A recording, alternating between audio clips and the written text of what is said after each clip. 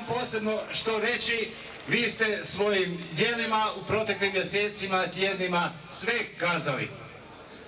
Ovo sreću i ovo zadovoljstvo meni je pripala čast da u ime građana Kutine vam izrazim u ovim par riječi sa iskrenom zahvalnošću i iskrenim štovanjem. Svima vama, vaša djela od Dubrovnika preko Velebita, preko Gline, Petrinje, Kostajnice, Dubice, vaša djela su sve kazala. Za to vam jedno veliko hvala u ime građana Kutine. I na kraju, zaslužili ste da vas u životu prati sreća, da vas čuva Bog. Hvala vam!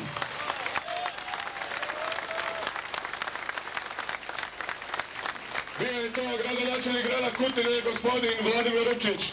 A sada molim vas da pozdravite zapovjednika 125. pukovnije, gospodina pukovnika Željka Perinovića.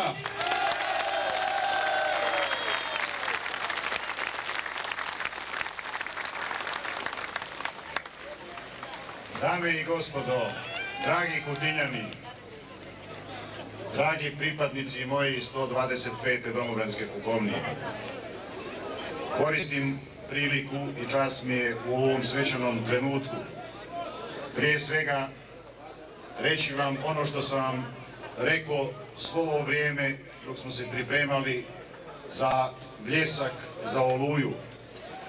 Ja na čelu, vi za mnom. Isto tako,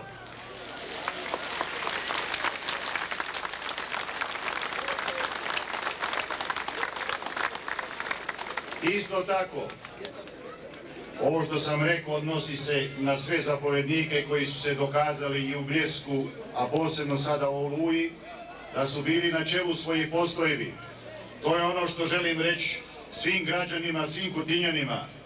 Hrvatska vojska ima sposoban, hrabar vojnički kadar, zapovjednike koji ne zapovjedaju iz pozadine, nego su na čelu i jurišaju, predvode svoje postrojbe.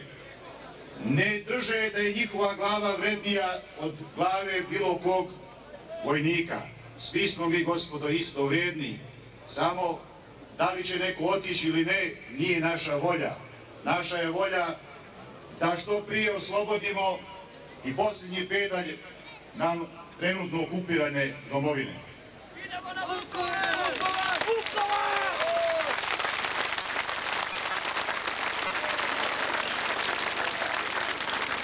Dragi Kutinjani, čuli ste, ja nisam rekao, rekli su vojnici, šta nam je sljedeća zadaća?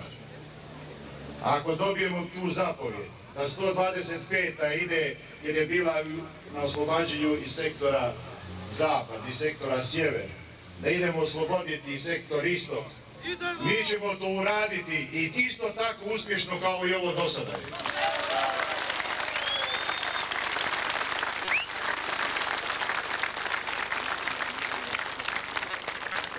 Dame i gospodo, izuzetno mi je čast i ponosim se svim mojim pripadnicima. Vama Kutinjanima mogu reći da u operaciji Bljesak Treća bojna nije imala priliku da dokaže svoju sposobnost. Obećao sam im tada zapovjedniku Krznariću, vojniku, kad dođe sljedeća, vi ste prvi.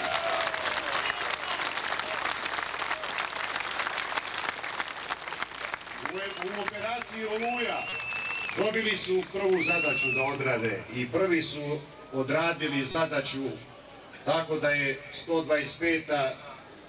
tim probojem i uplinjavanjem de facto doprinijela oslobađanju Dubice i uzdrmali smo na težištu obrane neprijateljske snage, tako da su i naše snage na tim smjerovima mogle brže i bolje da napreduju. Još jednom, svim pripadnicima 125.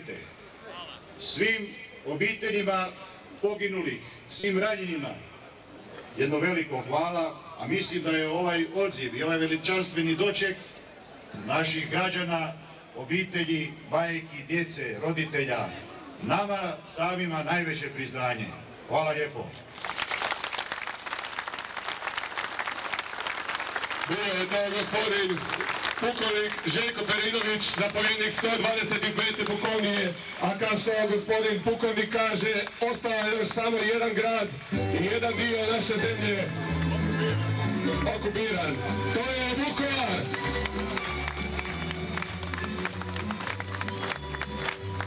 Zato vjerujem da ste svi slažete s time. Dok god Vukovar ne bude slobodan, neće biti slobodne i lijepe naše. Ima jedan grad, od uvijek mi drag, ima jedan krasni slavonski. Ima jedan grad, svakom srcu drag, ima jedan div hrvatski.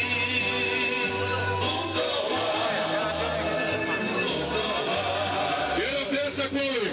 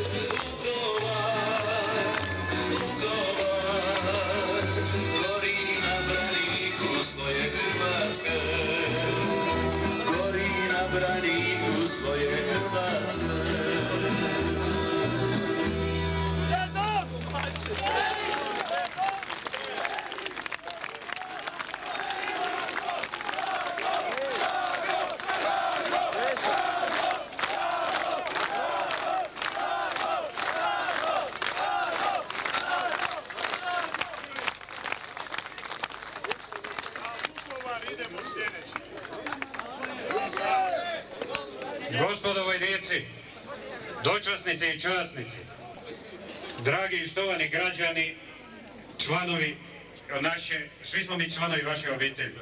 Očekujemo vas na domjenku koji smo priredili za vas ovdje u zgradi Sportskog doma i ne bih vam ništa više rekao osim da je bilo časno ratovati sa 3. bojnom, dalje sa topničko-raketnim divizionom i svim ostalim pripadajućim postrojbama 125. pukovnije.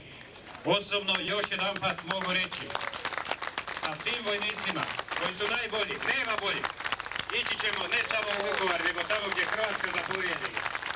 Neka im je uvijek vječna slava.